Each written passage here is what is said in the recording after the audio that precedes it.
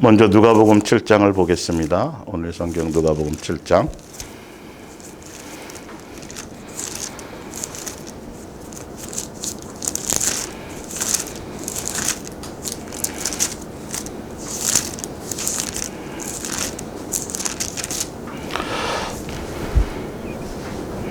(7장) 18절부터 볼까요?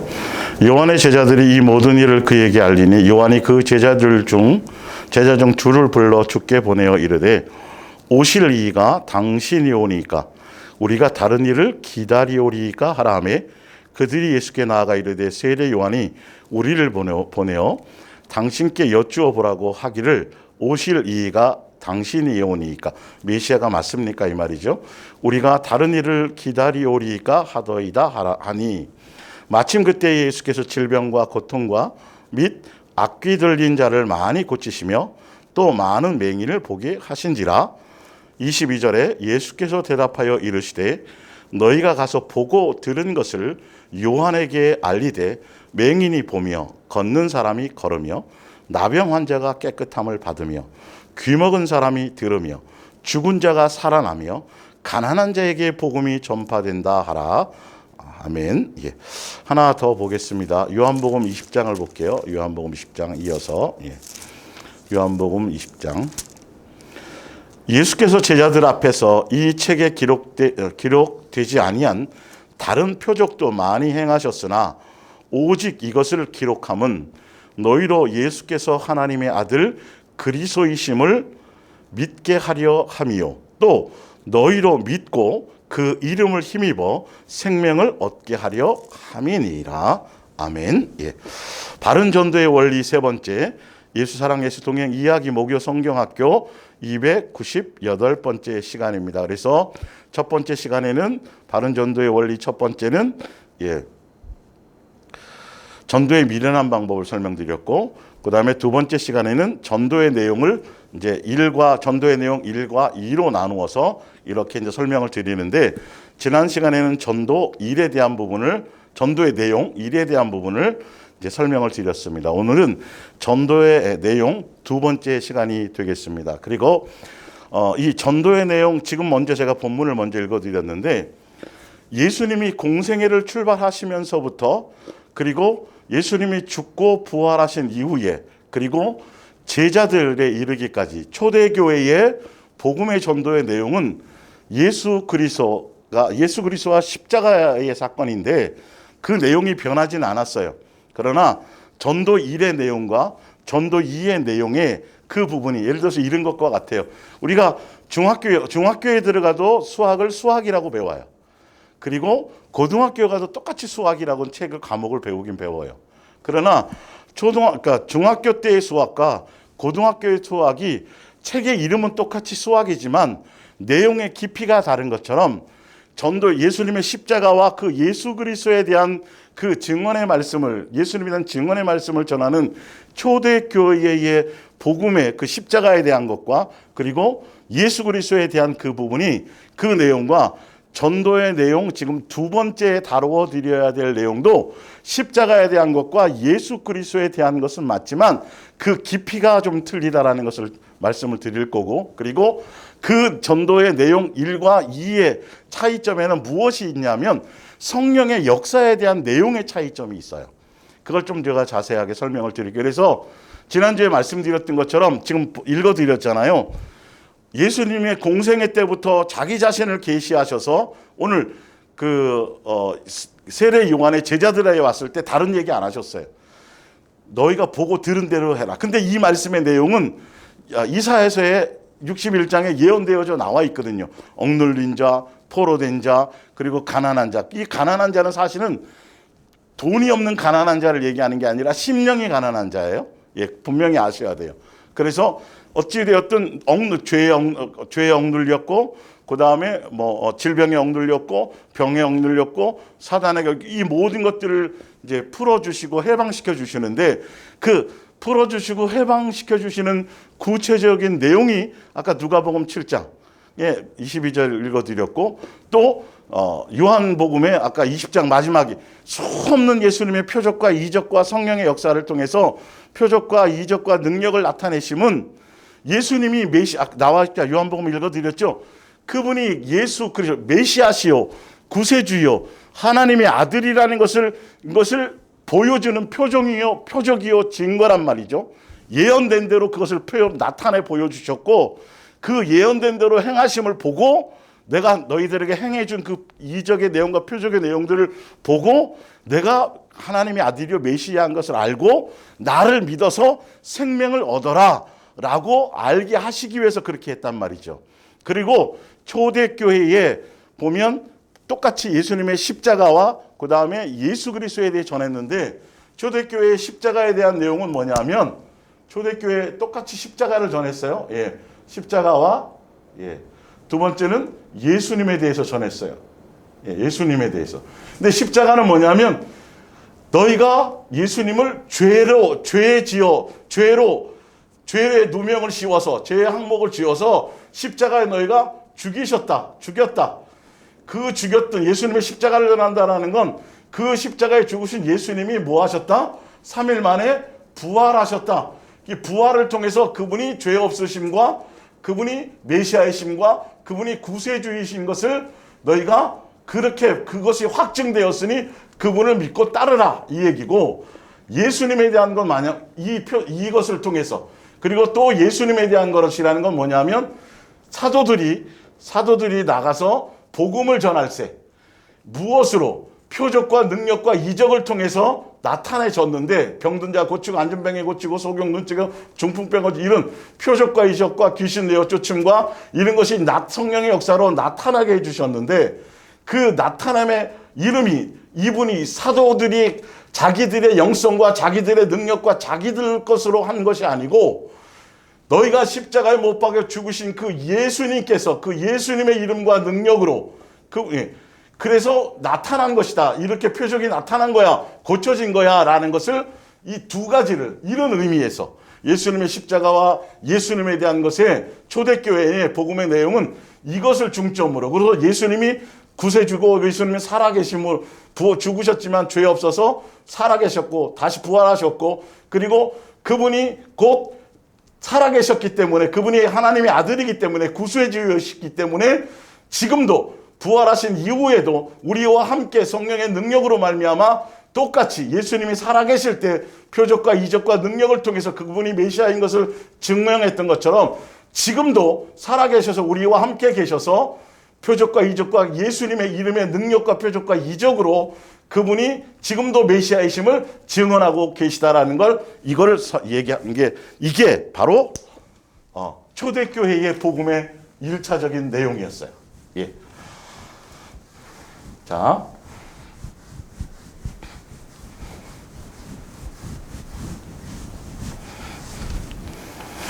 이제 성경을 프린트으로 가봅니다. 고린도전서 1장 18절을 볼게요. 십자가의 도가 멸망하는 자들에게는 미련한 것이요 구원을 받는 우리에게는 하나님의 능력이라. 하나님께서 전도에 미련한 것으로 믿는 자들을 구원하시기를 기뻐하셨도다. 하나님의 지혜에 있어서는 이 세상이 자기의 지혜로 하나님을 알지 못함으로.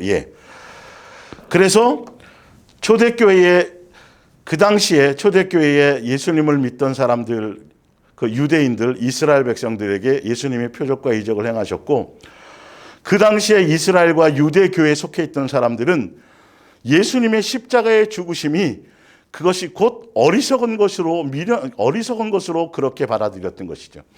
그래서 초대교회의 사도들이 복음을 전할 때 예수님이 십자가를 전했는데 것이 십자가에 죽으셨지만 그분이 부활하셨다라는 걸 부각시킬 수밖에 없고, 부활하셨고 그분이 메시아고 구세주인 것을 나타내기 위해서 표적과 능력과 이적과 귀신 쫓음과 병 고침으로 그렇게 수많은 그런 역사를, 능력을 보여서, 표적을 보여서 예수님을 증언할 수밖에 없었어요. 그 이유를 아셔야 돼요. 그래서 사도행전 2장 22절을 보겠습니다. 이스라엘 사람들아, 이 말을 들으라. 너희도 아는 바와 같이 하나님께서 나사렛 예수로 큰 권능과 기사와 표적을, 이게 뭐냐면 지금 이 나사렛 예수로 이거는 예수님이 살아계실 때도 이렇게 하셨어요. 예.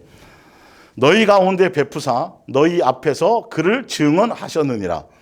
36절에 이스라엘 온 집은 확실히 알지니 너희가 십자가에 못 박은 이 예수를 하나님이 주와 그리스도가 되게 하셨느니라. 43절에 사람마다 하나님을 경외하는 마음이 생겨났고, 왜 그러냐면 표적과 능력과 이적이 나타났거든요.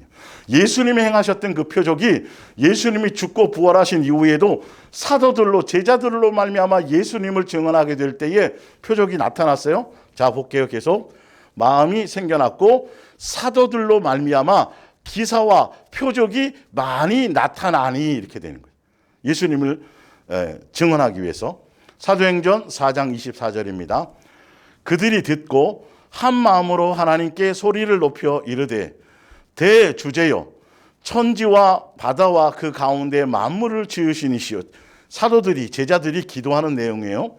주여 이제도 그들의 위협함을 굽어보시옵고 또 종들로 하여금 담대히 하나님의 말씀을 전하게 하여 주시오며 손을 내밀어 병을 낫게 하시옵고 표적과 기사와 거룩한 종 예수의 이름으로 이루어지게 하옵소서 하더라. 빌기를 마침에 모인 곳이 진동하더니 무리가 다 성령이 충만하여 담대히 하나님의 말씀을 전하니라. 32절에 믿는 무리가 한 마음과 한 뜻이 되어 모든 물건을 서로 통용하고 자기 재물을 조금이라도 자기의 것이라고 하는 이가 하나도 없더라. 33절에 사도들이 큰 권능으로 주 예수의 부활을 자신 있게 설교하였고 성도들끼리는 뜨겁게 사랑하였다. 이렇게 돼 있죠. 자, 사도행전 10장 이어서 밑에 봅니다. 19절 베드로가 그 환상에 대하여 생각할 때에 성령께서 그에게 말씀하시되 두 사람이 너를 찾으니 일어나 내려가 의심하지 말고 함께 가라.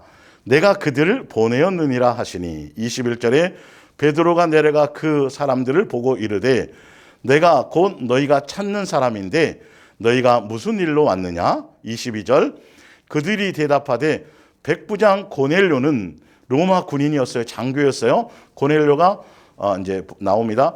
고넬료는 의인이요 하나님을 로마 군병이었는데도 로마 군인이었는데도 로마 장교였는데도 예수님을 믿었어요. 믿을 뿐만 아니라 그분을 경외하는 사람이며 또 유대 온 족속이 유대인들이 이스라엘 백성들이 그 사람을 칭송할 정도로 잘 믿었다라는 거예요.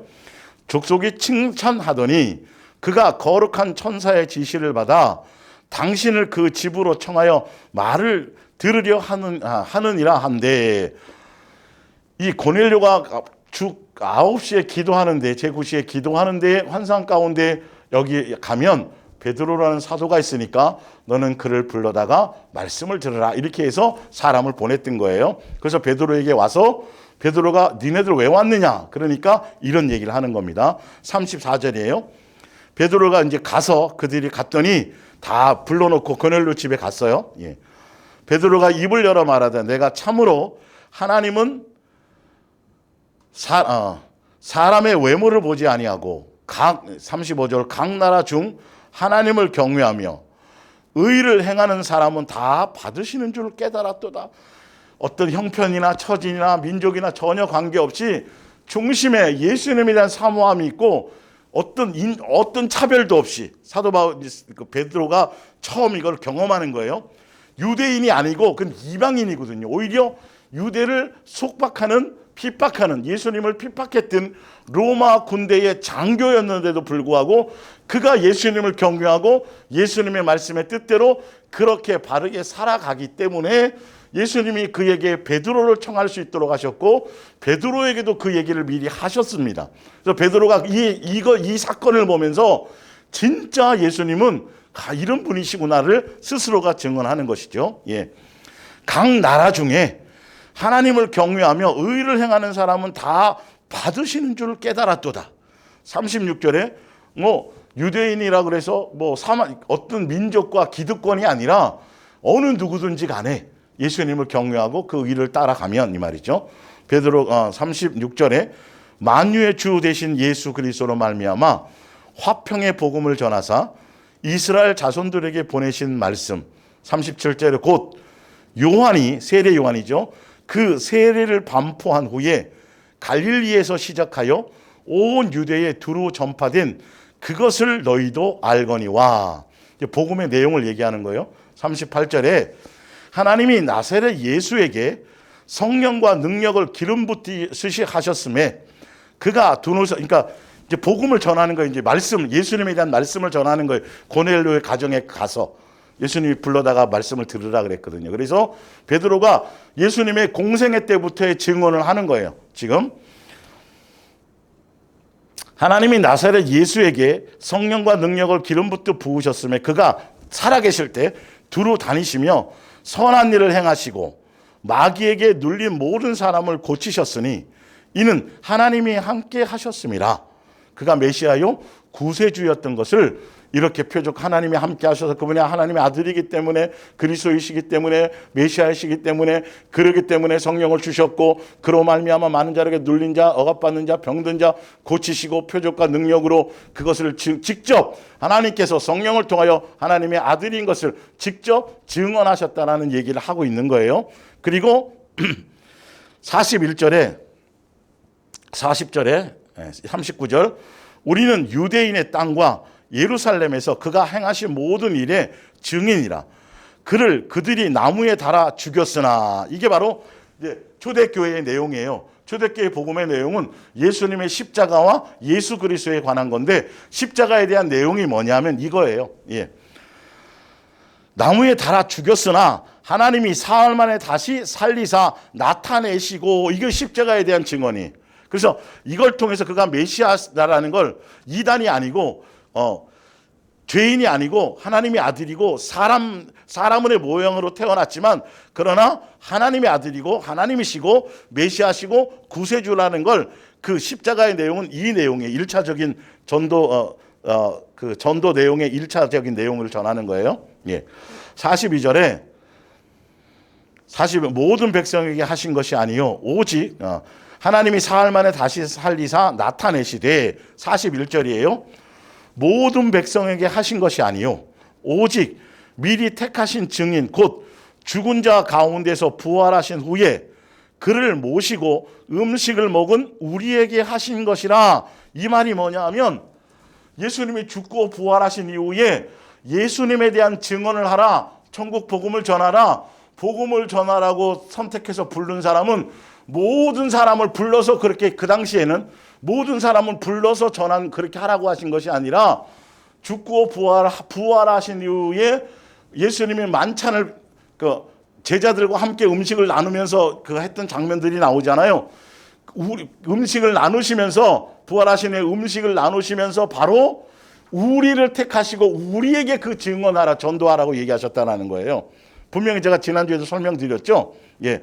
다시 읽어드립니다. 모든 백성에게 하신 것이 아니요 오직 미리 택하신 증인 곧 죽은 자 가운데서 부활하신 후 그를 모시고 음식을 먹은 우리에게 하신 것이라. 베드로가 얘기하는 거예요. 예. 42절 우리에게 명하사 백성에게 전도하되 하나님이 살아있는 자와 죽은 자의 재판장으로 정하신 자가 곧 이 사람인 것을 증언하게 하셨고 그가 심판주요 메시아요 구세주요, 메시아요 구세주, 메시아라는 걸. 예.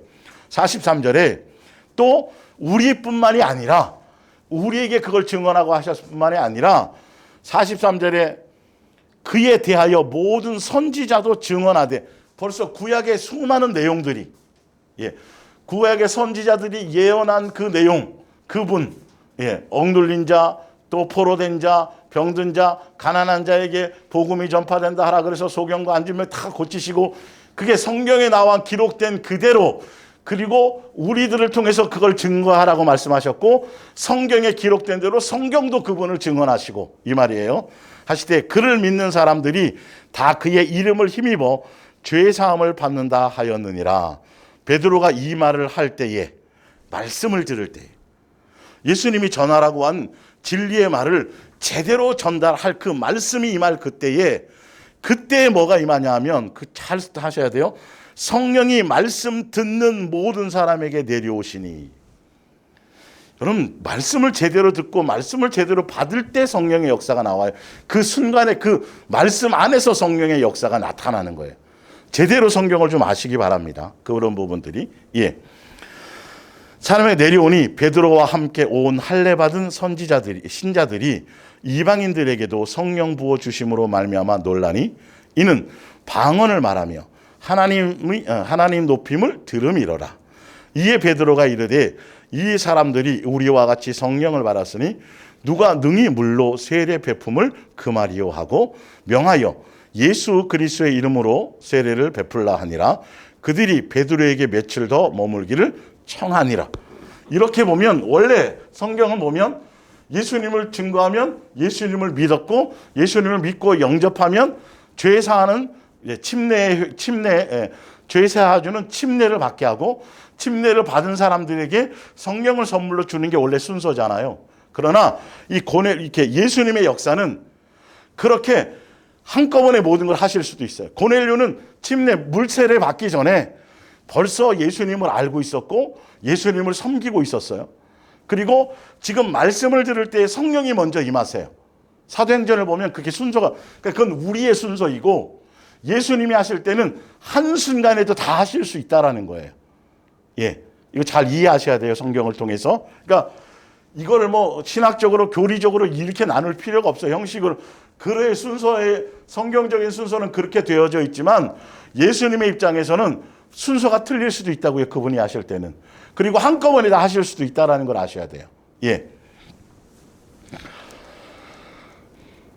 5장 1절에 바로 이어서 이제 5장 1절로 바로 이어진 이 다음이 이거예요. 5장 1절에 유대에 있는 사도들과 형제들이 이방인들도 하나님의 말씀을 받았다 함을 들었더니, 왜 그러냐면 사도 바울이 이제 고넬료 집에 갈 때 자기 혼자 간 것이 아니라 그 당시에 같이 유대 교회에서 개종했던 같은 믿음의 지체들을 데리고 갔어요.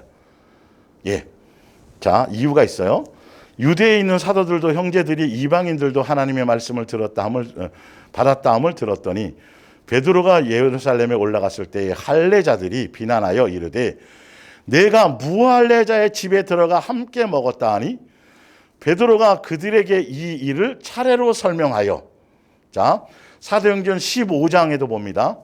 어떤 사람들이 유대로부터 내려와서 형제들을 가르치되 너희가 모세의 법대로 할례를 받지 아니하면 능히 구원을 받지 못하리라 하니, 2절에 바울과 및 바나바와 그들 사이에 적지 아니한 다툼과 변론이 일어난지라. 형제들이 이 문제에 대하여 바울과 바나바와 및 그 중에 몇 사람을 예루살렘에 있는 사도와 장로들에게 보내기로 작정하니라. 5절에 바리새파 중에 어떤 믿는 사람이 일어나 말하되 이방인에게 할례를 행하고 모세의 율법을 지키라 명하는 것이 마땅하다 하니라. 제가 왜 이걸 지금 읽어드리냐면 초대교회에 나가서 복음을 전하면 그 회당이나 이런 데 회당에 가가지고요. 대부분 회당에 모였으니까요. 예. 성전이 없어져 버리고 회당 문화로 속국이 되면서 회당 문화로 바뀌어 버렸어요.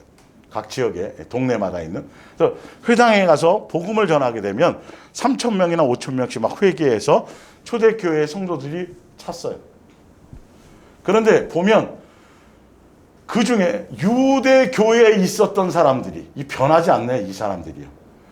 사도 바울이 신약 성경에 수없이 고통을 받고 제자들도 고통을 받았던 게 바리새인 중에서도 예수님을 믿는 사람이 있고 유대교회에 속해 있었던 이방인이 아니라 유대교회에 속해 있었던 사람들이 개종해서 예수님을 믿는, 예수님의 복음을 믿는 사람들이 생겨났는데 그들이 끊임없이 이 무리 안에서 자기네들은 벌써 할례를 받았잖아요. 예.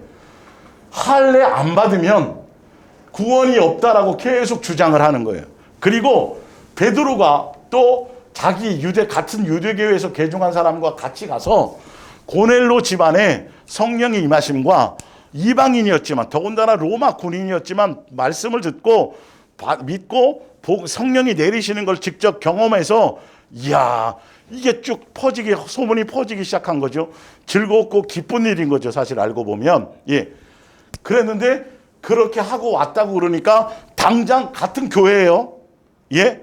교회 교인인데 사도 바울, 베드로에게 와가지고 당신들이 그 말에 지금 아까 유대교에 있는 사도들과 하더니 베드로가 예루살렘에 올라갔을 때에 할례자들이 비난하여 이르되 내가 무할례자의 집에 들어가 함께 먹었다 하니 아직 복음이 저는 성령의 능력과 역사나 표적과 이적을 통해서 교회 안에까지는 들어왔어요.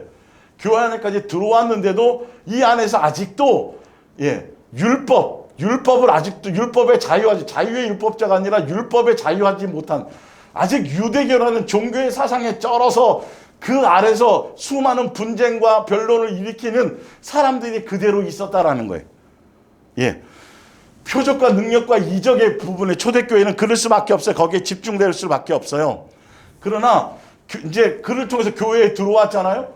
교회에 들어오면 성령을 통해서 양육의 단계를 가야 되는데 말씀을 통해서 진리이신 예수님만 목적하고 예수님이 전부여야 되는데 아직도 과도기다 보니까 이 교회 안에 예루살렘이라는 그 교회 안에 아직 유대교회 할례 받은 자들이 자기들이 계속 끊임없이 사도들에게 대적하면서 아니 할례 안 받은 이방인에게 어떻게 성령이 임하고 당신들은 무할례자와 어떻게 이 말을 썼고 이런 얘기들이 나오기 시작하는 거죠. 그러니까 사도 바울과 바나바가 당연히 이방인의 사도로서 부름받아서 이방인들에게 복음을 전하잖아요.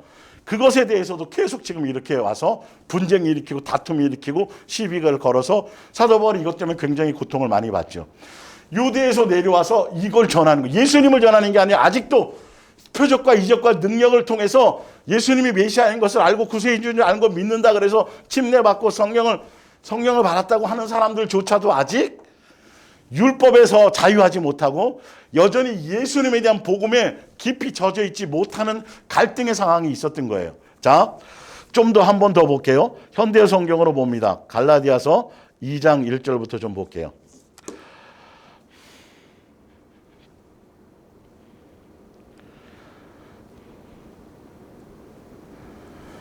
갈라디아서 2장 1절부터 7절 현대 성경입니다.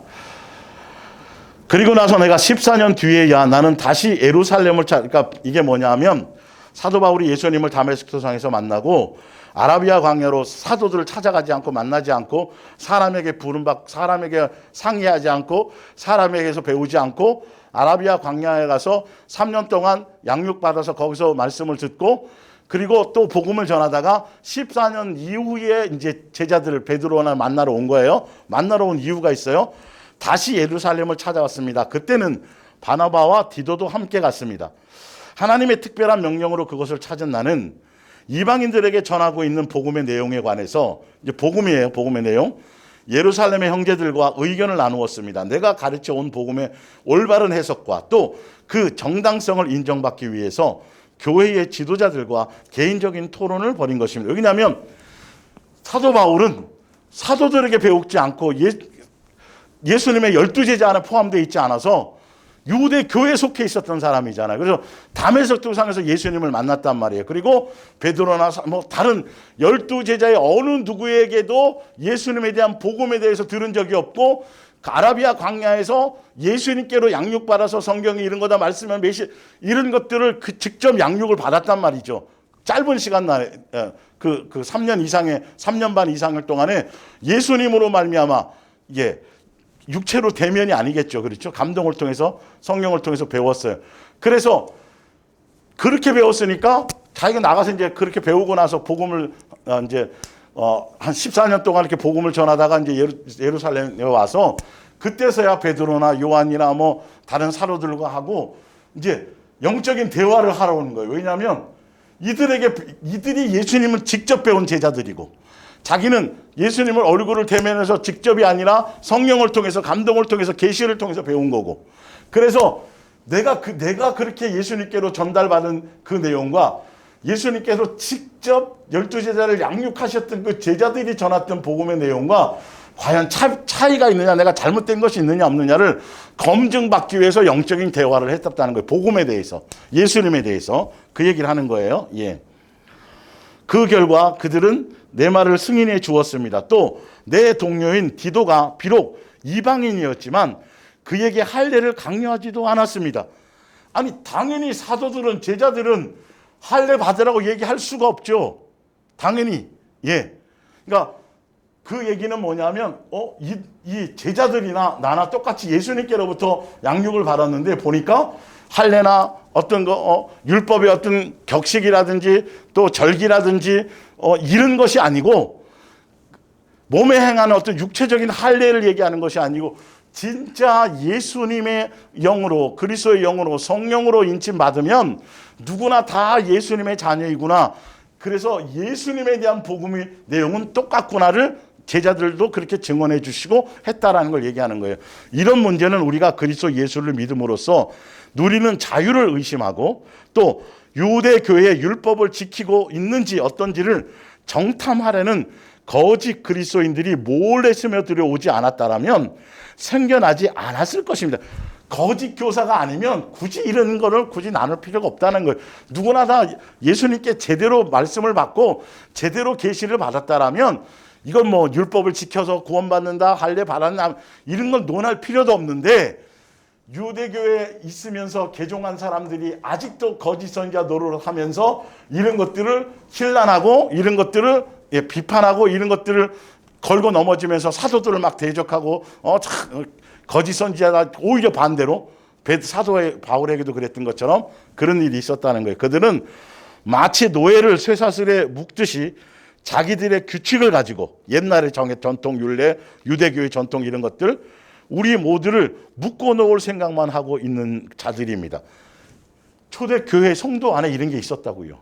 이게 그 유대교회 지도자들이 개종한 사람들 중에 심각했었던 거예요. 성령의 역사가 그렇게 충만했음에도 불구하고, 표적과 이적과 능력이 그렇게 나타났음에도 불구하고 그들의 안에 아직 영적으로 양육되어지고 옛사람적인 거 벗어나고 아직 옛사람의 요소나 이런 것들이 전혀 해결되지 않은 유대교에 속한 사람들이 아직도 너무도 많았다라는 거죠. 그러니까 이방인을 거부하는 거예요. 이방인이 개종하는 걸 할례 안 받으면 인정을 안 하려고 그러는 거죠. 계속 다투고 외면하게 만드는 거죠. 그러나 우리는 단 한순간도 그들의 말에 귀를 기울이지 않았습니다. 할례를 받고 유대교의 율법을 지켜야 구원을 얻을 수 있다고 하여 여러분을 혼란에 빠뜨리게 할 수 없었기 때문입니다. 예루살렘 교회의 지도적인 위치에 있는 사람들은 내가 선포하고 있는 내용에 어떠한 새로운 것도 첨가하지 않았습니다. 따지고 보면 교회의 주요 지도자라고 하는 위치가 무슨 대수이겠습니까? 하나님 앞에서는 모두 동등하지 않습니까? 사실 교회의 기둥으로 알려진 베드로와 야고보와 요한은 오히려 하나님께서 이방인들을 구원하시려고 얼마나 나를 유용하게 쓰셨는지를 확인한 셈이었습니다. 마치 유대인들에게 복음을 전하고자 베드로에게 큰 복을 내리신 것처럼 우리에게도 하나님께서 특별한 은사를 주셨던 것입니다. 그들은 바나바와 내게 악수를 청하였습니다. 그리고 자기들은 유대인들을 위해서 일을 계속할 테니 우리는 이방인들에게 계속 복음을 전해달라고 격려하였습니다. 전혀 복음에는 서로 직접 예수님을 직접 12제자처럼 그렇게 같이 먹으면서 이렇게 하진 않았지만 성령의 감동을 통해서 계시를 통해서 복음을 예수님께 지금들처럼요.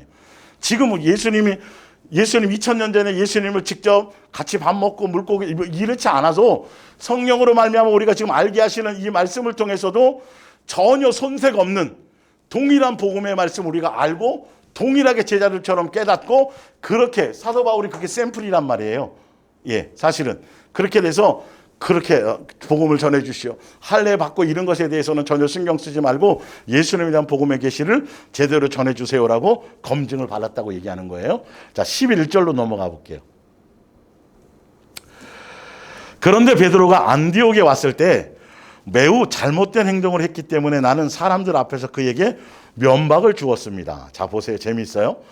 처음 왔을 때만 해도 그는 이방인 신자들과 함께 식사하는 것을 아무렇지도 않게 여겼습니다. 당연하죠. 그 복음이니까. 그런데 얼마 후에 야고보의 친구인 유대인 몇 사람이 찾아오자 그는 그들에게 무슨 말을 들을까 봐 무서워서 이방인들과 식사를 하지 않으려 하였습니다. 그 유대인들은 할례를 받아야 구원을 받을 수 있다고 주장하는 율법주의자들이었기 때문입니다.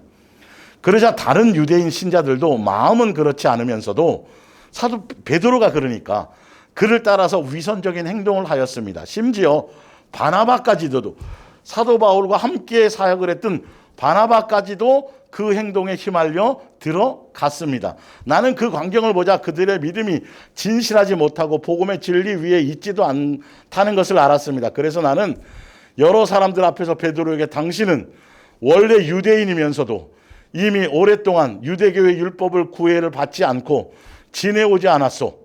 그런데 왜 이제 와서 갑자기 이 이방인들에게 율법만을 지키게 하려는 겁니까? 하고 나무랐습니다. 우리는 유대인으로 태어났으니 이방 죄인이 아닙니다.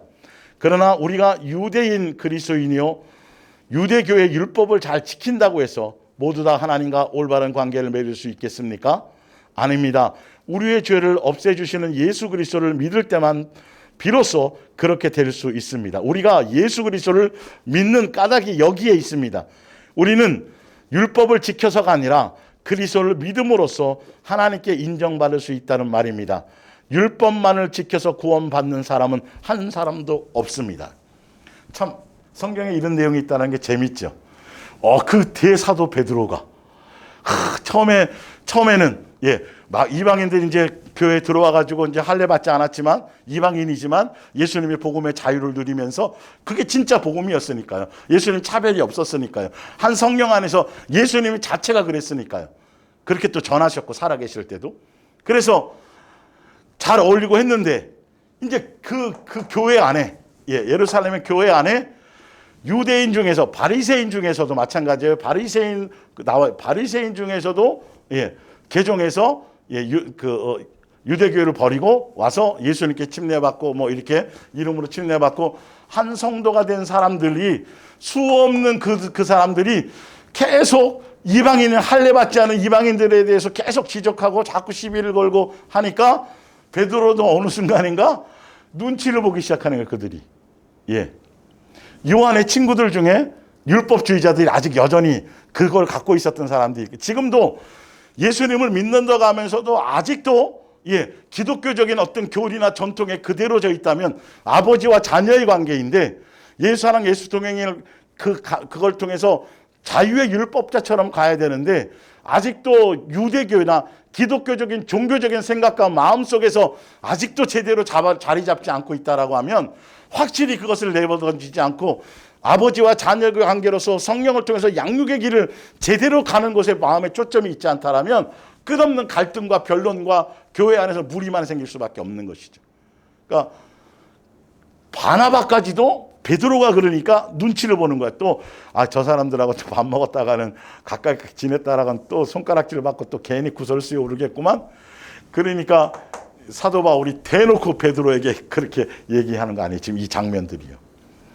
그래서 지금 제가 왜 이것들을 지금 해드리냐 하면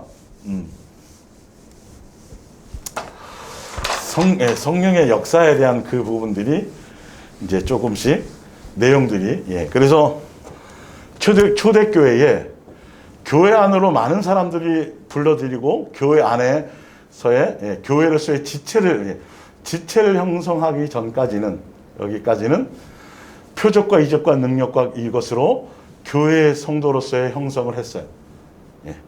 그러나 아직 형성이 되었지만 아직 교회로서의 역할이나 이 감당은 아직 되어지지 않은 과도기적인 거거든요.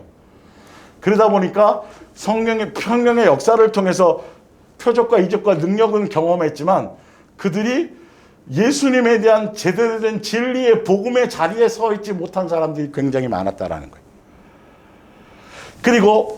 그래서 이제 뒤에 보면 교회는 이제 그렇게 돼서 초대교회를 예수님이 핍박을 통해서 전 세계로 흩어버리잖아요.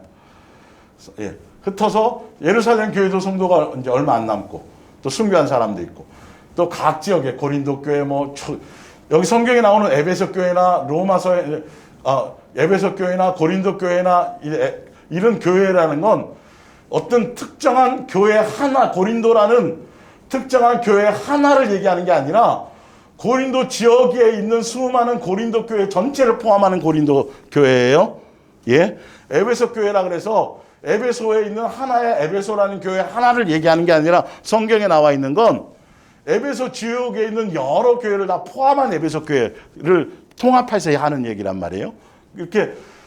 그렇게 돼서 이제 초대교회는 이렇게 예수님의 십자가와 예수님에 대한 복음을 통해 가지고 예수님을 하나님의 아들로 메시아라는 걸 증언을 했고, 그리고 이제는 교회 안에서 이제는 고린도 교회, 에베소 교회 쭉 교회하면서 이제 성령의 은사를 통해서 양육의 단계로 들어가는 거죠. 성령의 은사를 통해서 양육의 단계. 성령의 단계. 자, 그래서 예수님께서 복음을 전하라, 전도하라고 이제 초대교회를 형성할 그때의 복음을 전하고 전도하라고 말씀하셨을 때는 예수님이 메시아요, 구세주요, 또 하나님의 아들이요, 그가 심판자요, 이런 부분에 대한 복음의 내용이었지만 분명히 예수님께서 제자들에게 하신 말씀의 내용이 있잖아요. 내가 너희에게 분부한 모든 것을 가르쳐 지켜 행하게 하라는 십자가와 예수 그리스도에 대한 깊은 내용이 뭐냐면, 이 십자가가 곧 뭐냐면 율법을 완성하는 것이요. 이 십자가가 예수님이 아가페 사랑의 절정을 통해서 율법을 완성했다는 사랑의 완성을 주시는 것이요. 이 십자가가 예수님이 우리를 향한 아가페 사랑에 나타나시며 가르치시며 확증하심을 통해서, 그래서 예수님이 십자가에서 죽으셔서 우리를 사랑한 것처럼 너희도 내가 너희를 사랑한 것처럼 사랑하라는 이 내용, 이거는 전도의 내용의 두 번째 단계예요. 성장하고 장성한 분량의 단계란 말이에요. 자, 그리고 이 예수 그리스도라는 건 바로 예수님의 장성한 분량의 예수님의 인격과 마음과 성품과 아가페 사랑의 DNA를 이것으로 예수님을 닮아가는 삶을 살라는 것이에요. 1차적인 전도의 내용에 십자가와 예수 그리스도는 똑같은 건데 깊이가 틀려진 거예요. 이 깊이가 형성되는 과정 가운데 교회가 이제는 교회로 부르기까지는 초대교회가 형성되어서 교회가 흩어져서 각 지역에 교회가 생기기까지는 1차적인 이 표적과 이적과 능력을 통해서 이렇게 전달이 됐고, 그래서 나중에 7 집사들도 복음을 전할 때 사도들에게 나타났던 것처럼 그들에게도 표적을 줬어요. 그래서 지금도 예수님의 복음이 처음 전해지는 곳, 아프리카나 기타 저 오지 가운데 예수님의 존재성과 예수님의 그거 하나님이 아직 모르는 곳에는, 그런 곳에 복음이 전해질 때는 표적과 능력과 이적이 나타남이 맞아요. 역사가예요. 그런데 지금 교회가 형성이 되면서 이제는 교회 머리가 예수님이고 각 지체의 분량대로 성령의 역사함이 있는데, 이건 표적과 기사와 이적과 능력의 역사가 아니라 성령의 은사를 통해서 각 지체별로 예수님께 붙어있게 만들고, 성령의 은사라는 건 사랑의 관계로 붙어있게 만들어서 이 성령의 은사가 통해서 뭐가 나타나도록 각자 장성한 분량에 이르러서 성령의 열매가 나타나도록 양육의 단계를 통해서요. 이게 지금 시대에, 지금 알곡과 쭉정이 나누고 이제 예수님 오실 때가 얼마나, 이 시대에는 성령의 역사가 표적과 이적과 능력과 기적에 지금도 한국교회가 거기에 맞춰버리면 전혀, 거기 나오자마자 말씀한 거예요.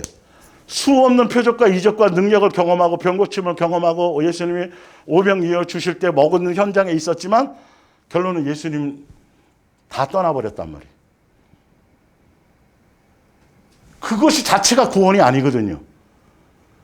지금도 계속 표적과 이적과 능력과 초대교회의 역사를 통해서 계속 그것만을 요구하고 그것에 포커스를 맞추고 간다라면, 지금 아직도 교회 안에서 기독교적인 요소와 예수님의 온전한 복음의 요소와 그것조차도 제대로 지금 정립이 안 돼서 아버지와 자녀로서의 양육의 길을 가는 걸 전혀 지금 교회들이 인지 못하고 있는 상황에서, 끝없이 옛날처럼 표적과 이적과 능력을 통해서 교회 숫자를 늘리고 교회를 이룬 데 마음이 있고, 성령의 은사에 초점이 되어서 아니요. 이제는 성령의 은사를 통해서 성령의 은사를 주시는 건 교회라는 예수님의 몸된 교회를 통해서 각자 지체로 연결되어서 한 몸을 이루게 하시고 사랑의 관계 안에서 머리 대신 예수님으로 말미암아 각자 달란트와 믿을 그 분량에 맞게 형성이 되어서 이제는 성령의 열매를 맺게 하고 그리스도의 장성한 분량에 이르게 하기 위한 하나의 기초 단계란 말이에요. 성령의 은사는요. 표적과 이적과 능력은 더 그렇고요. 더 앞단계의 부분이고요. 전도의 내용을 지금 2단계 정도의 내용을 제가 지금 설명드리는 거예요. 예. 성경을 찾아서 이제 좀 읽어드리면서 이 내용에 대한 증명을 이제 성경을 통해서 제가 지금 해드리려고 그러는 거예요. 그래서 복음을 전하고 예루살렘 교회 안에 있으면서도 아직도 유대교회에 있으면서 여전히 율법에 대해서 벗어나지 못하고 초등학문에 있어서 율법을 지켜야 된다 할래를 너무도 생뚱맞고 너무도 어처구니 없잖아요. 그렇게 표적과 이적을 능력을 경험해서 예수님 앞에 나와서 침례까지 받고 성령 받은 사람들이 전혀 예수님을 몰라요. 예. 이런 것들에서 이제 벗어나서 더 다음 단계로 온전한 단계로 지금 가야 됨을 얘기하는 겁니다. 예. 자, 프린트물 맨 밑에 보면 예수님께서 2000년 전에 갑자기 오신 것이 아니고 창세전부터 준비하신 천국 복음, 하늘의 도, 전도잖아요. 천국 복음은 창세전에 계획하셨던 그것을 예수님이 직접 이 땅에 오셔서 그것을 보여주시고 나타내 주시는 게 전도예요. 사실은 천국 복음이라는 건 하나님이 창세전에 하늘에 계획하셨던 하늘의 도. 그래서 그것이 곧 아버지의 사랑의 도를 전하는 것이겠죠. 그래서 그 천국 복음을 공생의 삶으로 행함으로 공생애로 나타내 보여주시고 생활로 열매 맺게 펼쳐내 보이셨습니다. 그리고 마지막 십자가에서 하늘의 도, 창세전에 계획하셨던 것, 아가페 사랑의 도의 절정과 극치로 나타내 보여주시고 그리고 새 계명을 주고 행하라고 말씀하셨어요. 이게 전도의 내용, 지금 시대가 감당해야 될 전도 내용이 예수님의 십자가와 예수 그리스도에 대한 복음의 깊이 있는 전도의 내용이 뭐냐 하면 바로 아가페 사랑을 알고 깨닫고 배워서 너희도 예수님을 닮고 예수님처럼 그 사랑의 열매를 맺는 사람이 되라는 게 전도 내용의 두 번째 단계라는 거예요. 이게 이제 성경에 나와 있는 것들을 봅니다. 뒷장으로 넘어가 보세요. 예. 그래서 온전한 성령의 역사는 온전한 초대교회처럼 표적과 이적과 능력과 이것에 있는 것이 아니고 지금 단계에 더 다음 단계로 더 성숙된 단계로 나가야 될 성령의 역사는 다른 게 아니라 천국 복음, 바로 창세전에 예수님이 우리를 향해서 계획하시고 뜻하셨던 걸 이루기 위해서 이 땅에 오셔서 십자가에서 그것을 이루시고 그 십자가를 통해서 우리에게 나타내 보여주시려는 게 바로 사랑의 아가페 사랑의 열매를 맺는 사람, 예수님의 자녀다운 사람으로 양육되어지는 이것이 가장 큰 틀이에요, 사실은. 예. 이것에 이르는 과정 가운데 초대교회 표적과 이적과 능력들이 필요했고요. 그리고 교회가 형성되면서 은사라는 게 필요했고요. 은사에 머물러 있지 않고 각자에게 은사를 주어서 교회를 형성하게 하시고 예수님께 붙어 있게 하시고 그를 통해서 목적이 뭐냐면 성령의 열매를 맺는 사람으로 가게 하시는 게 예수님의 목적이에요. 이게 제대로 된 전도 내용의 두 번째 단계란 말이죠. 그래서 성령께서 이제 오셔서 우리 안에 오셔서 인치시고 아버지와 자녀의 관계로 이제 형성하시고 알게 하시고 깨닫게 하시면 성령께서는 표적과 지금의 성령의 역사는 표적과 이적과 기적과 거기에 있는 것이 아니고 창세전에 우리를 향한 천국 복음, 우리를 향한 예수님의 아가페 사랑의 계획, 우리를 향한 하늘에 속한 신령한 복에 대한 것, 이것을 먼저 알게 한단 말이죠. 성령의 역사는 그거 지금의 양육 안에서는 그것을 향하여 가게 만드시는 거예요. 에베소 1장 4절입니다. 하나님께서는 이 세상을 창조하시기 전에 이미 그리스도를 통해 이룰 일을 정하시고 우리를 하나님의 것으로 택하셨습니다. 그리고 우리를 친히 보시기에 한정 흠이 없는 거룩한 사람으로 만들려고 작정하셨습니다. 하나님 앞에 서 있는 우리는 그분의 사랑 속에 쌓여 있는 것입니다. 하나님의 뜻은 예수 그리스도를 보내 벌써 2000년 전에 예수님이 갑자기 나타나신 것이 아니라 창세전에 벌써 이 도를 위해서, 이 사랑의 도, 하늘의 천국 복음을 위해서 예수님은 준비하신 것을 그때서야 나타내러 행하러 오신 거예요. 갑자기 나타난 것이 아니라 성령님이 오시면 그걸 알게 하신다라는 거예요. 하나님의 뜻은 예수 그리스도를 보내어 우리 대신 죽게 하시고 우리를 하나님의 한 가족으로 삼아주시는 일이었습니다. 그리고 하나님께서는 원하시는 대로 이 계획을 실천하셨습니다. 베드로전서 1장 3절입니다. 우리 주 예수 그리스도의 아버지 하나님께 모든 찬양을 드립시다. 하나님께서는 헤아릴 길 없는 자비로 죽은 자 가운데서 다시 살아나신 그리스도를 통해서 우리에게 거듭나는 특권을 주셨습니다. 그리하여 우리는 지금 하나님과 한 가족이 되어 영원한 희망을 가지게 된 것입니다. 사실 10절입니다. 이 구원이 어떤 것인지는 구원에 관한 예언, 구약의 선지자들이 예언했는데 예언을 기록한 사람들조차 이 말이에요. 예언들조차도 잘 알지 못하였습니다. 그들 속에 계시는 그리스도의 영께서 하시는 말씀을 이해할 수 없었던 것입니다. 그리스도의 영께서는 장차 그리스도에게 다가올 고난과 그 뒤에 올 영광에 대해서 십자가의 사건이죠. 십자가의 사건.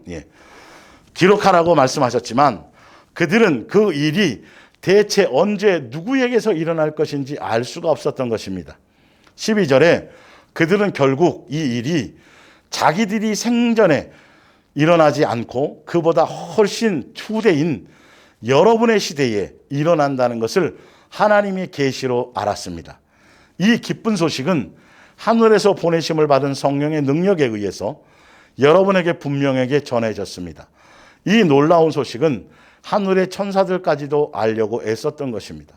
그러므로 여러분은 예수 그리스도께서 다시 오실 때에 여러분에게 주실 하나님의 더 큰 은혜를 사모하며 착실하게 분별력 있게 기다려야 합니다. 여러분은 하나님의 자녀인 만큼 하나님께 복종하십시오. 여러분이 전에 몰라서 악한 일을 저지르던 그 옛 생활로 되돌아가서는 안 됩니다. 이제는 여러분을 하나님의 자녀로 초청해 주신 분이 거룩하신 것 같이 여러분도 모든 행동에 거룩한 사람이 되십시오. 에베소서 1장 9절 10절입니다. 그리스도를 보내신 심오한 뜻을 우리에게 알리셨습니다. 하나님이 은혜로 오래전에 정하신 그 계획은 때가 차면 하나님께서 우리를 하늘에 있든지 땅에 있든지 사방에서 모아 영원히 그리스도 안에서 하나님과 함께 있게 하시려는 것입니다. 지금 초대교회의 성령의 역사는 예수님 자체의 십자가, 예수님에 대한 오해된 것들을 전혀 그분이 메시아요, 하나님의 아들이요, 구세주인 준 것을 예수님이 이 땅에 오셨지만 한 사람도 그 예수님을 영접하는 사람이 없었어요. 그리고 예수님을 결론은 메시아로 영접하지 못하고 제자들 외에, 그리고 일부 외에는, 그리고 예수님이 십자가에 못 박혀 죽으셨거든요.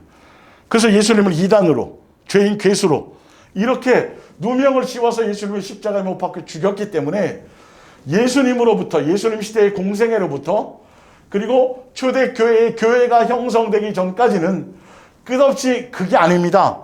표적과 기적과 능력과 이적을 통해서 예수 이름으로 나타나는 것들을 통해서 그분이 부활하셨고 십자가에서 죽으셨지만 부활하셨고 메시아로 증명되셨고 그분의 이름으로 지금도 표적과 이적과 능력과 기사를 통해서 성경에 예언된 대로 그분이 메시아인 것을 증언되었습니다.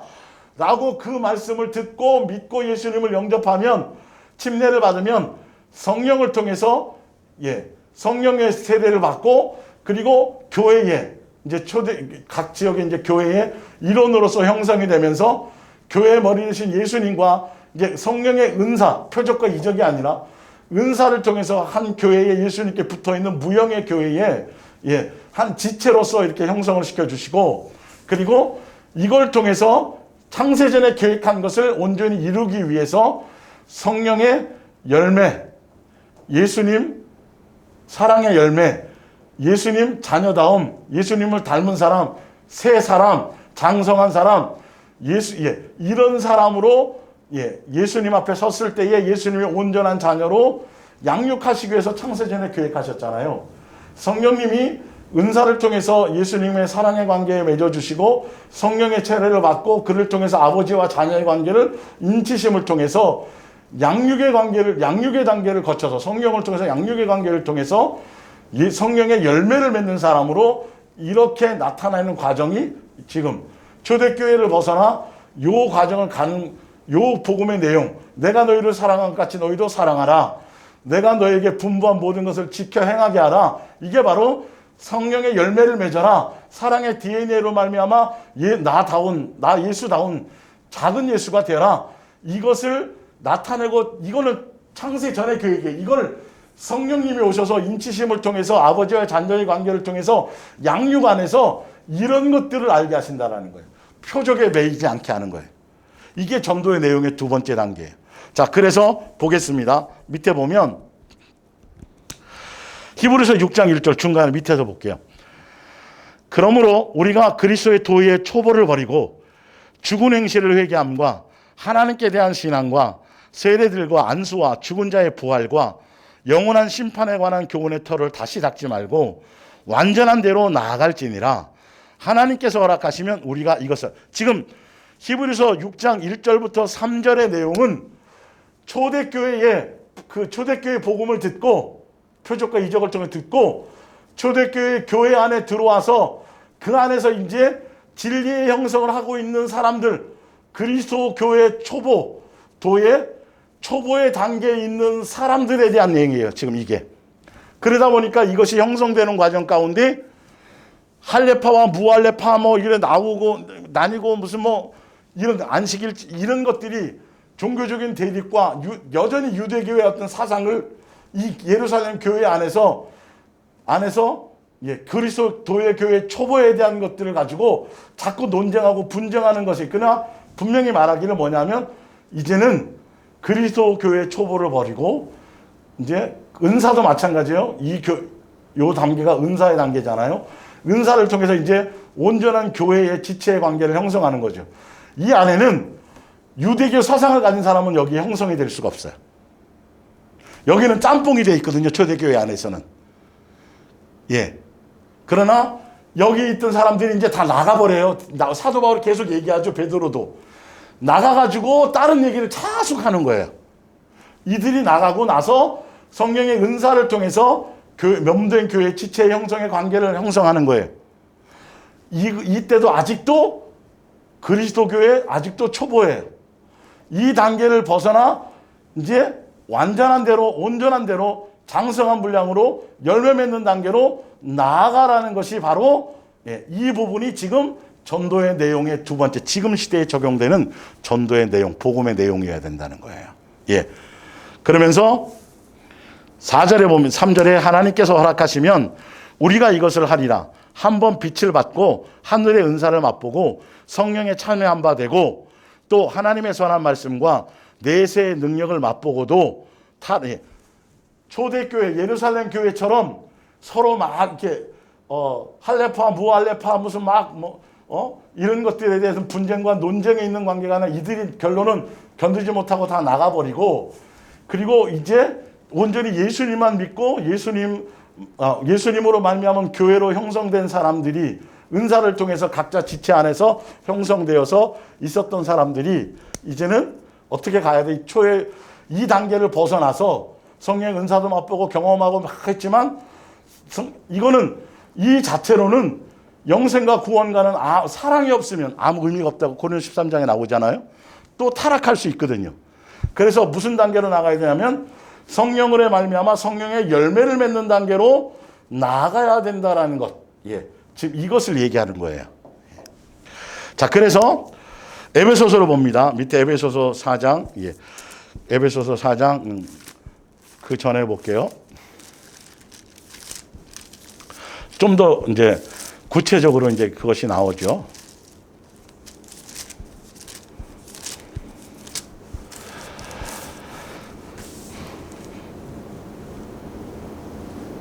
사장 11절을 볼게요.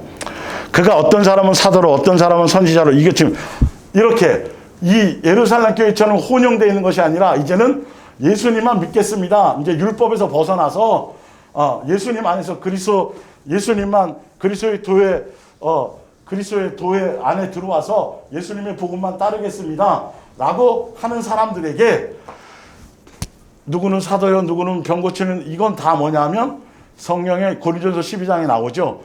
성령의 은사를 통해서 교회의 지체로, 이제 제대로 된 교회의 지체, 예수님의 온전한 몸된 교회의 지체로서 형성을 시켜주는 거예요. 자, 그런데 볼게요. 그 뜻이에요. 그가 어떤 사람은 사도, 은사를 통해서 성령께서 이걸 하시는 거예요. 어떤 사람은 선지자로, 어떤 사람은 복음 전하는 자로 삼으셨으니, 12절에 이는 성도를 온전하게 하여 봉사일을 하게 하며 그리스도의 몸을 세우려 하심이라. 13절에 우리가 다 하나님의 아들을 믿는 것과 아는 일에 하나가 되어서 온전한 사람을 이루어 그리스도의 장성한 분량이 충만한 데까지 이르리니. 그래서 이제 무형의 교회를 통해서 예수님의 몸된 교회 안에 들어와서 성령의 은사를 통해서 예수님을 주로 시인하고 교회 머리로 영접하고 제대로 된 사랑의 관계 안에서, 끈 안에서 한 지체로서 이렇게 각 성령의 은사를 통해서 역사해 주시는데, 이 자리에 머물러 있으면 안 돼요. 이 자리에 머물러 있지 않고, 그리스도의 도의 초보에 머물러 있지 않고, 그래서 은사의 단계도 그리스도 교회의 초보라고 말씀드렸어요. 머물러 있지 않고 무슨 단계로 나가야 돼요? 그리스도의 장성한 분량이 충만한 데까지로 나가야 돼요. 머리이신 그리스도 예수를 닮아가는 데 부분까지 나가야 되는 거예요. 이게 지금 말하는, 지금 기독교의 교리가 아닌 예수님과 온전한 자녀의 관계 안에서 성령의 인치심을 받아서 아빠와 아버지와 자녀의 관계 안에서 고난이나 모든 걸 통해서 양육의 길을 가는, 양육의 목적이 예수가 되어지는 거니까요. 예수님 인격과 성품과 마음을 담는 것이니까요. 성령의 열매를 맺는 것이니까요. 그래서 그래야만 밑에 거기 나오죠. 14절에 이는 왜 그렇게 돼야 되냐 하면, 은사의 단계에서 예수 그리스도를 더 깊이 알고 그리스도의 장성한 분량에 이르러서 머리이신 예수 그리스도를 닮아가는 단계까지 가지 않으면, 뒤에 나가오지만 새 사람 되지 않으면 어떻게 되냐면, 여전히 이제부터는 어린아이가 되지 아니하여 사람의 속임수와 간사한 유혹에 빠져서 온갖 교훈의 풍조에 밀려 요동하지 않게 하려 함이라. 오직 사랑 안에서 참된 것을 하여 범사에 그에게까지 자랄지라. 그는 머리니 곧 그리스도라. 이렇게 되어져야 다시 할례를 받아야 되니, 뭐 해야 되니, 유대교의 뭐 절기를 지켜야 되니, 뭐 안식일을 구별해서 따로 뭐래, 이런 논쟁, 율법적인 논쟁, 유대교적인 논쟁, 기독교적인 종교적인 사상과 이념에 대한 논쟁에서 완전히 자유할 수 있다는 걸 얘기하는 거예요. 성령을 통해서, 성령의 은사를 통해서 교회를 형성시켜 주시고, 무형의 교회 안에서 예수님과 사랑하는 관계 안에서 각자 지체로서 예수님의 몸된 교회 안에서 그리스도의 몸을 세우는, 그리스도의 장성한 분량으로 각자 다 서로 섬기고 서로 하면서 그리스도의 장성한 분량에 이르러야만 사랑의 열매를 맺게 되고, 그래야만 다시 타락하지 않고, 그래야만 미혹당하지 않고, 그래야만 세상 교리와 세상 이론과 세상 철학과 종교적인 사상과 종교적인 교리와 종교적인 열심과 그런 것에서 벗어나서 온전하게 미혹에 빠지지 않고 온전한 걸로 갈 수 있는 길을 가게 된다는 거예요. 그게 사실 알고 보면 성령의 역사의 것이겠죠. 성령의 역사에 대한 부분이겠죠. 초대교회 성령의 역사와 과정과 마지막 지금 시대의 성령의 역사는 예수님께서 창세전에 계획한 것을 이루기 위한 성령의 역사예요. 그런데 초대교회 사람들은 어때요? 이거 아직 지금 못 들어. 아니요. 예수님은 아까 말씀드린 것처럼 한 번에 이 세 가지를 다 이루실 수도 있어요. 예루살렘 당시, 예수님 당시에 있었던 사람들에게도 이 일들까지 한꺼번에 이룰 수도 있으실 수도 있어요. 우리가 그거는 걱정할 일이 아니고, 지금은 우리가 제대로 우리에게 복음을 적용하며 가야 될 것이겠죠. 그래서 에베소서 4장 20절에 보면 이제 이렇게 은사 안에서 서로 각자 예수님의 몸된 교회를 유대교나 기독교적인 것을 벗어나서 이렇게 온전하게 예수님의 몸된 교회 안에 있게 되면서, 이 안에서 이 말이죠. 오직 너희는 그리스도를 그같이 배우지 않았느니라. 진리가 예수 안에 있는 것 같이 너희가 참으로 그에게서 듣고 또한 그 안에서 가르침을 받았을진데 너희는 유혹의 욕심을 따라 썩어져가는 구습을 따르는 옛사람을 벗어버리고 오직 너희의 심령이 새롭게 되어 하나님을 따라 의와 진리의 거룩함으로 죄의심을 받은 새 사람을 입으라. 예수 그리스도의 사람이 되라. 내가 너희를 사랑하지 너희도 사랑하는 사람이 되라. 예수님이 이 열매를 맺는 사람이 되라. 이게 바로 지금 우리가 그래서 지금도 마찬가지예요.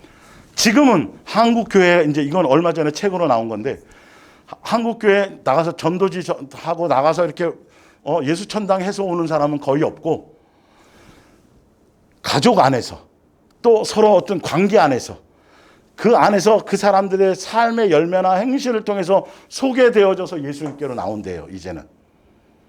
네. 지금도 예수님 지금 뭐 표적과 이적과 능력을 통해서 예수님을 증거하는 시대는 끝났단 말이죠. 더군다나 적어도 한국 교회는 이건 개인적으로 예수님이 뭔가 믿음을 주시기 위해서 뭔가 하기 위해서는 하실 수 있는 일이지만 교회 안에 복음으로서는 이거는 문제가 있어요. 초대교회로 돌아가자 이건 문제가 있는 거예요. 지금은 그 과정을 거쳐서 지금의 성령의 역사는 이것을 통해서 결론은 이 일을 성령을 열매 맺는 사람으로까지 오게 하는 과정이었던 것이죠. 이 안에 이게 포함되어져 있는 거예요. 그런데 여기서 다시 옛날로 돌아가자고 한다라는 건 전혀 성경을 모르고 예수님을 모르는 거예요. 지금의 단계는 우리가 다 사랑의 열매, 사랑의 DNA를 통해서 예수화 되어져 가고 그리스도의 장성한 분량에 이르러서 그래서 예수님은 직접 그 말씀을 산상수훈에서 말씀하셨어요. 뭐라고 말씀하셨냐면 너희가 예수님으로 말미암아 율법을 내가 폐한 것이 아니라 율법을 완전하게 왔다라고 말씀하시면서 너희가 오히려 선한 행동을 통해서 그 선한 행동이 뭐죠? 이웃을 사랑하는 그 열매를 맺는 세계명의 그 열매를 맺는 걸 통해서 그래서 하나님께 영광을 돌리라고 벌써 그때도 그 얘기를 하셨어요. 그러나 사도행전 초기에 나오는 초기의 복음에는 그런 내용이 없어요. 예수님이 부활하셨다. 그분의 표적을 통해서 그분이 메시아 이것만은 증언하는 게 성령의 초점이 여기에 맞춰져 있었고 지금은 표적이 아니라 지금의 증인된 거는 내 삶의 열매를 통해서 예수님의 모습을 드러내며 그것이 표적이 되어지는 거예요. 지금은 원래 창세전에 계획하고 뜻했던 예수님의 하늘의 복음, 천국 복음 이것에 대한 완성이 이거에 대한 것이에요. 지금 성령의 열매를 통해서 내가 예수화 되어지는 것, 내가 그리스도의 장성한 분량에 이르는 것, 내가 새 사람 되는 것, 내 삶의 열매로 예수님의 모습을 드러내는 것. 이게 지금 시대에 예수님의 오실 이제 알곡과 쭉정이를 나누는 지금 이 시대에는 초대교회로 돌아가는 것이 아니라 이 완성을 향해 달려가는 그런 복음이 교회 안에 제대로 정착되어져야 되는데 행사하고 프로그램하고 이거는 정말 어리석은 짓이에요. 지금 그래서 예수님 당시에 수많은 표적과 이적을 경험하고서도 예루살렘 교회 안에 들어와 있으면서도 전혀 유대교적인 것들을 버리지 못한 사람이 굉장히 많이 있잖아요. 지금도 기독교적인 생각 안에 쌓여서 수많은 행사와 열심히 하고 충성하고 헌신하고 이런 것들을 하면서 전혀 예수화되어져가나 성령의 열매를 맺어가거나 그리스도의 장성한 분량에 이르는 사람의 초점이 전혀 복음의 내용에 그것이 없기 때문에 그래서 그건 전도의 원리에 안 맞는 것을 지금 여러분들이 잘못 배운 것들을 제가 말씀을 통해서 정리해 드리는 겁니다. 자, 그래서 다른 부분들은 뭐 평상시에 제가 반쪽짜리 복음을 설명할 때 이걸 제가 이제 설명해 드렸으니까 제가 왜 자꾸 이렇게 설명을 하냐면 너무도 전도에 대한 것들을 잘못 인식된 게 종교적인 것들에 너무도 쩌들어 있고 너무도 쩌들어 있어서 그래서 지금 사실 이거를 자세하게 이 변천된 단계부터 시작해서 이렇게 되어지고 그래서 지금은 그 초대교회 그걸 얘기할 때가 아니고 진짜 성령의 역사에 예수님이 원하신 처음부터 원하셨던 복음의 내용, 진리의 복음의 내용 십자가는 아가페 사랑의 완성, 결정을 얘기하시는 거고 예수 그리스도에 대한 것은 내가 예수와 되어지는 것까지를 얘기하시는 거라는 거죠. 은사에 머물러서도 아니고 그리스도 교회 초보에 머물러 있어도 안 되고 그 정도 아니라 실제로 내가 삶의 변화를 통해서 내가 열매가 되어지고 내가 표적이 되어져야 돼요. 예수화 되어지는 것에. 내 안에서 그 능력이 나타나는 거죠. 삶으로 나타나는 거죠. 예, 귀신 쫓고 하는 그런 것들이 아니라, 그래서 예수님은 우리를 세상에 두셨지만 세상을 변화시키라고 이 세상에 둔 것이 아니라 이 짧은 세상 안에서 너가 변화되어라. 우리를 변화하는 장소로 이 땅에 주신 거지, 우리를 보내서 세상을 변화시키려. 그게 종교적인 사상이란 말이에요. 기독교적이고 유대교적인 이념과 사상이. 그래서 예수님 오셔갖고 다 세상을 뒤엎어버리고 세상을 개혁해야 되는데 예수님이 세상에 잡혀갖고 죽어버리니까 이거는 어리석은 거라는 거예요. 안 믿는 거예요. 예수님 아무것도 아니라는 거예요.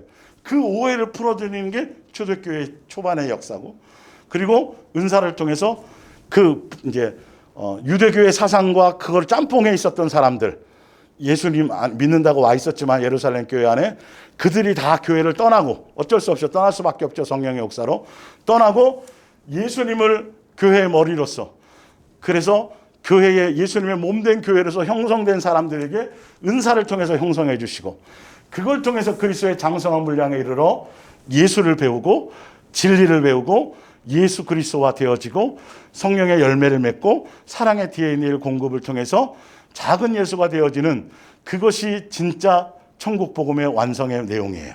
온전한 복음의 내용이고, 그 앞까지 그리스도 교회 초보는 반쪽짜리 복음이에요. 그러니까 여러분들이 제대로 이 말씀을 다시 한번, 그동안 설명드렸던 것을 전도의 관점에서 설명드린 거니까 여러분 다시 들어보시고 그렇게 온전히 알아가시기를 부탁드립니다. 기도하겠습니다.